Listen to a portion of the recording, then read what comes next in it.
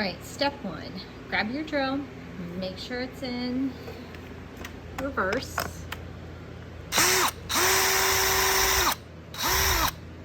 And take the screws out that hold the seat to the body or base of the chair.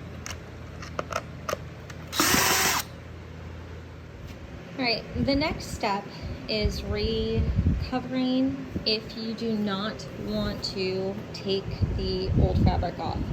In this case, I'm going to take the old fabric off because I have new foam because these are pretty worn down. So one easy way that I found to get the fabric off is I take a long flathead screwdriver and I just go around, and I pop these out. Depending how long the nails are, or staples, excuse me, that they used, you can put it underneath here and kind of pry it up. And then if you do that all the way around, you'll be able to either hammer these in or you can pull them all out. I usually pull them all out so it's nice and clean, but it's completely up to you. Right, so this is what they're looking like without the original fabric and the cushions. Cushions are over there, kind of old and worn out. What I'm going to do for this though is I'm actually keeping this really small cushion because this one's a little different. If you look here and then I flip it, it does not have a seat that's made of all wood. It has a circle in the middle, kind of like a toilet seat. So this piece of fabric, or excuse me, this piece of foam fits in there nicely. Now earlier I said you don't have to take out the staples if you don't want to. I'm going to. The reason why is when I put the new foam over this, you could see that these are poking through. And I do not want anybody to someday sit on this and get a little surprise. So an easy way to get rid of these, I have just this little bench here with a piece of cardboard, and I'm going to kind of hang this over so it's not on the metal. Then what I'm simply going to do, let me get my hammer here, is I am just going to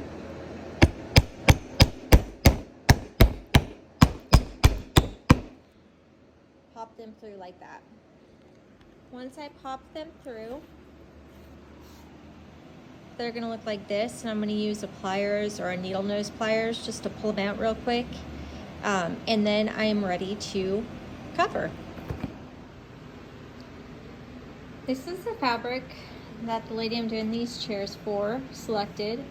It matches her dining, her stools, her bar stools.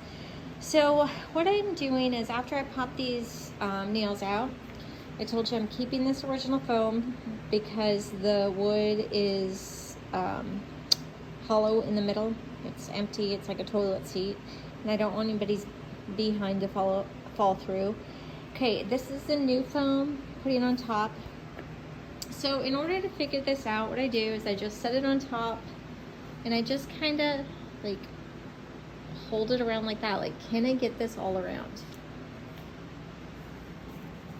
And I can, like, loosely, which means if I could get around loosely, I'm definitely going to be able to get it around when it's a little tighter. But it seems a little, I don't know, there's not enough there, so I'm just going to kind of scooch it over.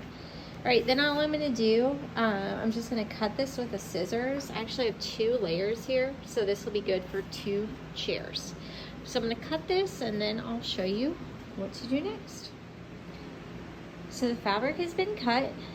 What I did is I put the foam on, I put this little piece back underneath the top, that's like a toilet seat on there.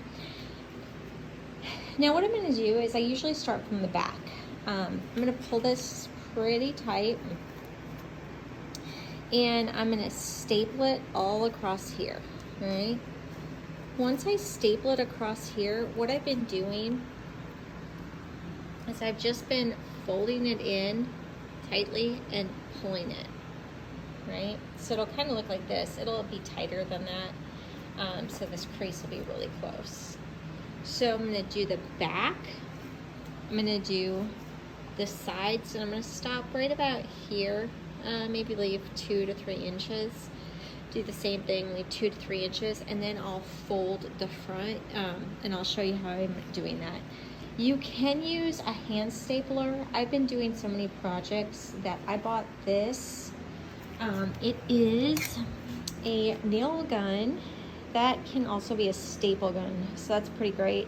It's hooked up to the air compressor. It's going to get loud, so I'm not going to video myself stapling this, but I will show you how to do the front when I get done with this.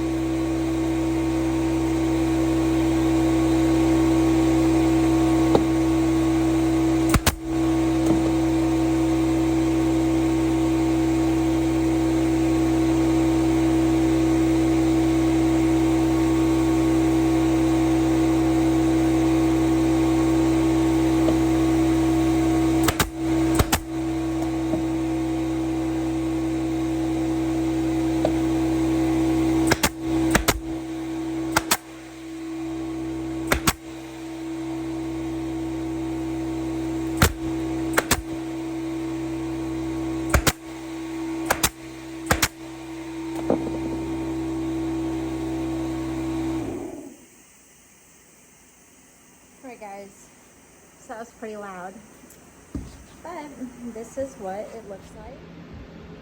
For the last and final step, we're going to screw in the top or the seat of the chair to the base. So for that, I like to have the back on a flat surface.